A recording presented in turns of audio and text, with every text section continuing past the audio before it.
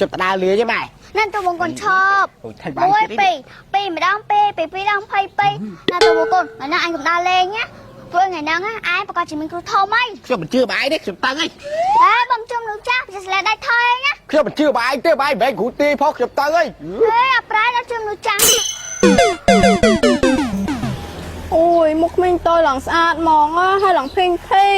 ធ្វើខ្លួនទីថាចាស្រីតាមថ្ងៃតែជួយធ្វើការងារស៊ីអីទេគិតថាពេលគាត់ធ្វើខ្លួនតើធ្វើមកមិញតើទៀតអើយអូយក្មេងតើច្បាស់ស្អីអីទេមកឲ្យឡាកាចាអាចចង់អួតក្មេងតើស្អីទេចង់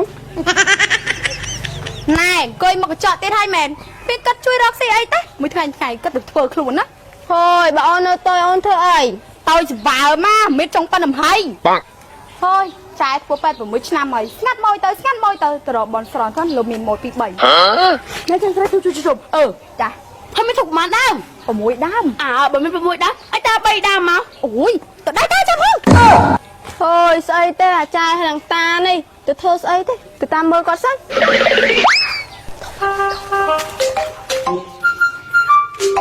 លោកតាអើយខ្ញុំនេះអាចារ្យខ្មោចអញ្ចឹងណាគួរតែដឹងហើយថាខ្ញុំនេះចង់បានអីស្ងាត់មកណាឥឡូវចិត្តដាច់បាយហើយសាធុអាយអូឌីម៉ាចាំមិនតាធ្វើមកបោះតែគេស្លាប់អីណាខ្ញុំគ្រូពេទ្យអញ្ចឹងគួរតែដឹងហើយតែខ្ញុំចង់បន់ស្រន់អីរាល់ថ្ងៃស្ងាត់មកទៅមកកាក់ណៃពីរកាក់ណៃបើបាក់ដៃក៏បាក់ជើងអញ្ចឹងលោកតាជួយសម្រេចបំណងខ្ញុំផង你别笑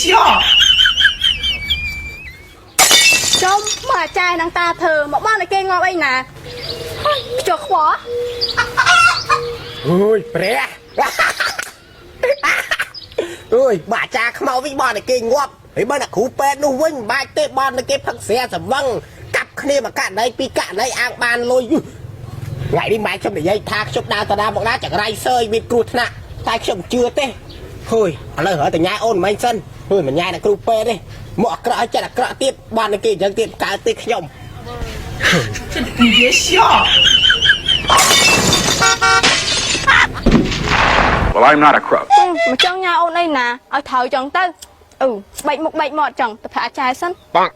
តិចងាប់ទៅប្រាប់តាមួយទៀតសិនឲ្យបានគ្នា